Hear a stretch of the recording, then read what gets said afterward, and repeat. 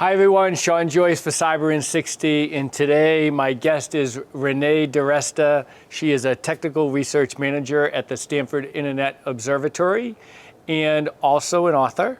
And Renée is actually renowned in her field of mis and disinformation. So Renée, we have a couple of questions for you. Everyone's talking about generative AI. Talk to me. What's the hype, risks, opportunities? What do you think? Yeah, I don't think it's hype. I think it's really transformative. I use it myself. I've used it for a couple of years now. It just helps me do work faster. And so I think that, it's like any other technology. There's dual use challenges. You can use it for bad things. You can use it to make yourself work better, make your company function better. So I think the question really becomes, how do we think about explaining to the public what is possible and how this is going to be transformative? Because it takes the cost of creating content basically to zero, which means many types of people can create varieties of types of information. And so that's where you do see, even as it has a net positive benefit, there will be these sort of negative externalities that will go along with it. So how do we think about mitigating those harms while, enabling the rest of us to flourish with the technology?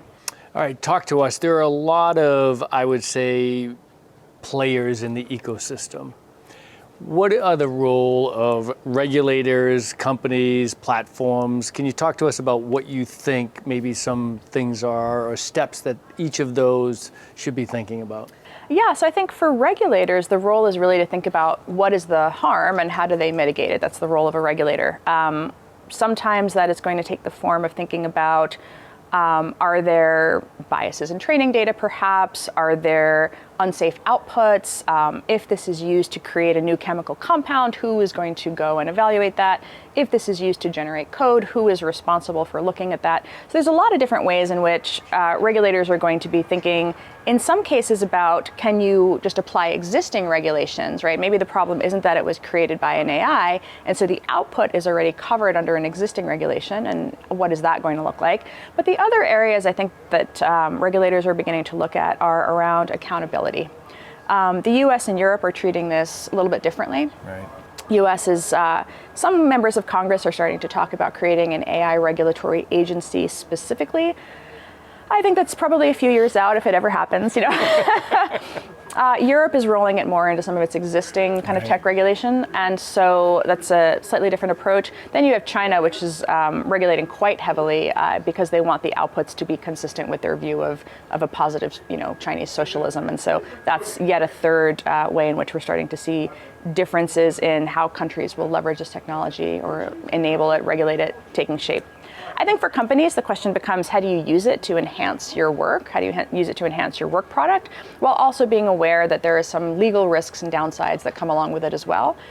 We've already seen some, sort of at the time, mostly funny, but moments where media outlets have tried to use this to enhance their work, leading them to publish articles that contain what are sometimes called hallucinations, things that didn't happen, or people that don't exist, or articles that it cites that were never written.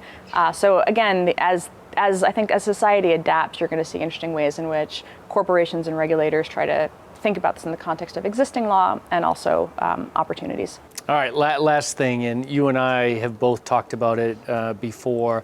What are some tactical things that you recommend corporations to do? Is, I think we both agree, external communications and the pace of that is going to change dramatically. So how do you actually prepare and be a more resilient company in the face of this information cycle moving even quicker?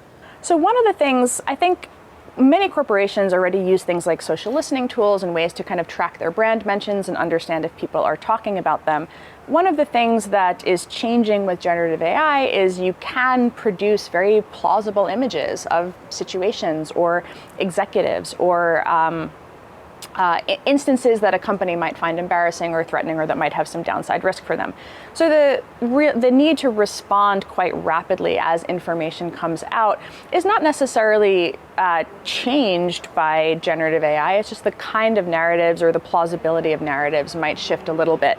We talk a lot at SIO about rumors. Sometimes rumors turn out to be true, sometimes they don't, and people will often share them because they think they're interesting. The corporation, the company impacted, needs to be in that conversation as well. It doesn't work to just hope that it peters out or put out a press release after the fact. They really have to be attuned to, is this narrative breaking out of a small niche and becoming something that they need to respond to, and also having that response ready, having their kind of co-communicators, having a networked response in place to address the rumors as they emerge. All right, that is great. Renée, thanks so much for being with us today. Thank you.